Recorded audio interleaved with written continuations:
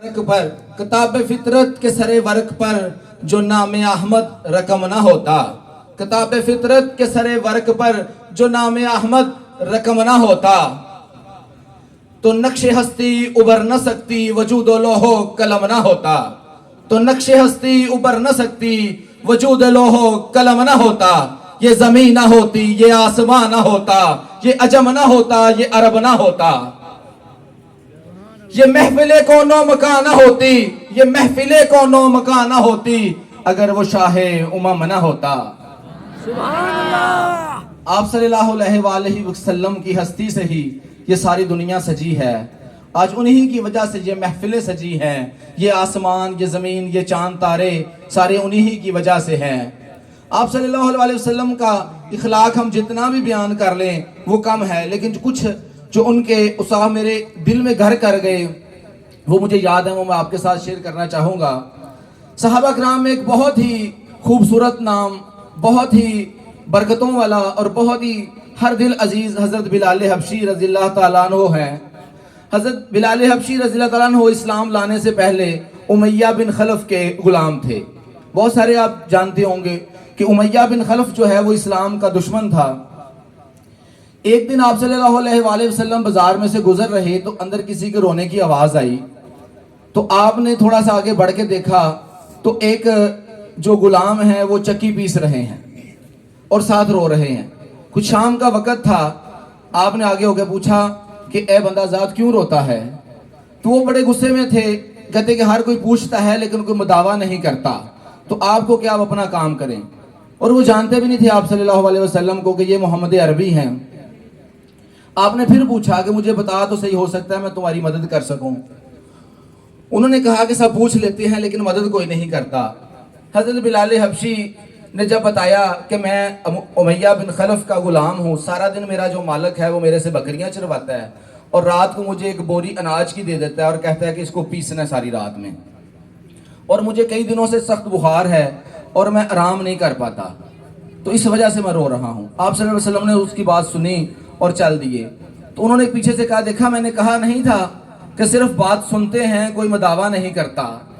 آپ خاموشی سے چلے گئے۔ کچھ وقت کے بعد، کچھ لمحوں کے بعد واپس تشریف لائے تو حضرت بلال حبشی کے لیے کچھ کھجوریں، گرم دودھ اور اس وقت کی جو دوائی تھی بخار کے لیے وہ لے کے آئے، اور حضرت بلال حبشی رضی اللہ عنہ کو کہا کہ آپ آرام کرو اور آپ کے حصے کی جو یہ چکی ہے وہ میں پیستا ہوں۔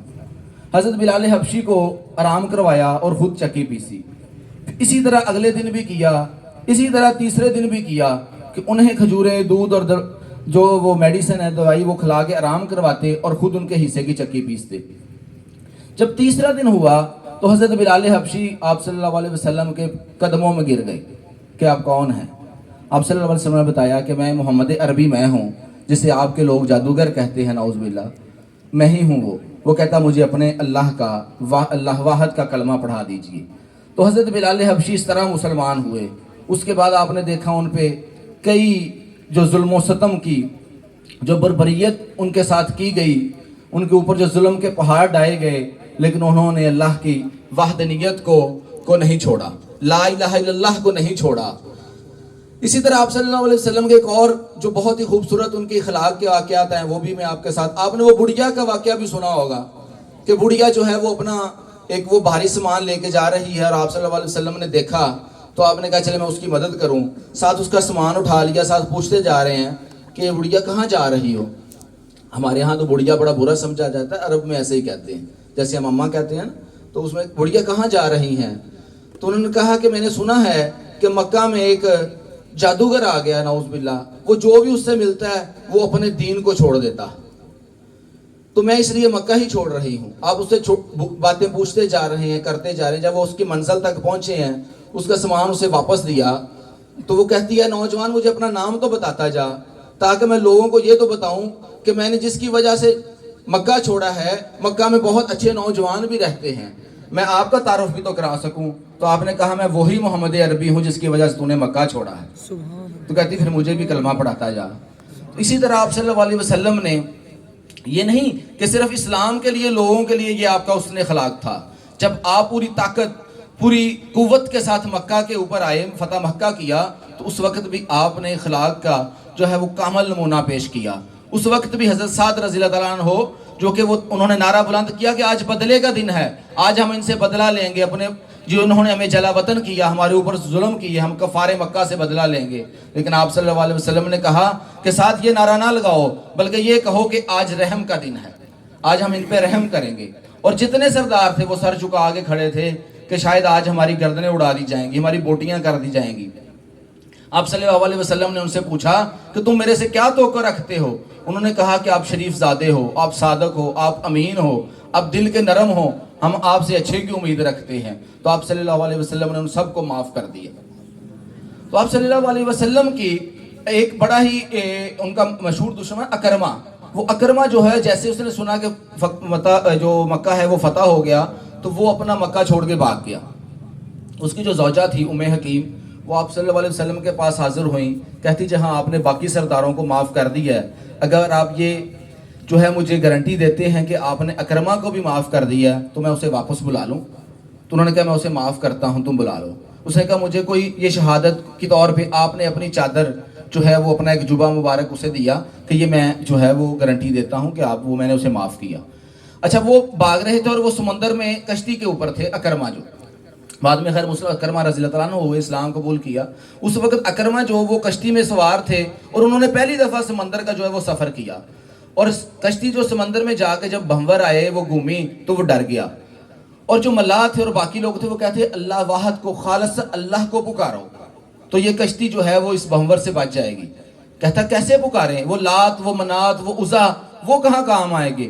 کہتے بھنور میں پھنسی ہوئی کشتیوں کو صرف اللہ واحد ہی بچاتا ہے, صرف وہی انہیں ساحل پر لے کے جاتا ہے, وہ خشکی پر کام آتے ہیں. کہتا مجھے یہ تمہاری منطق سمجھ نہیں آئی, خوشی کے لیے اور خدا ہوں اور پانی کے لیے اور خدا ہوں, مجھے تم واپس چھوڑا.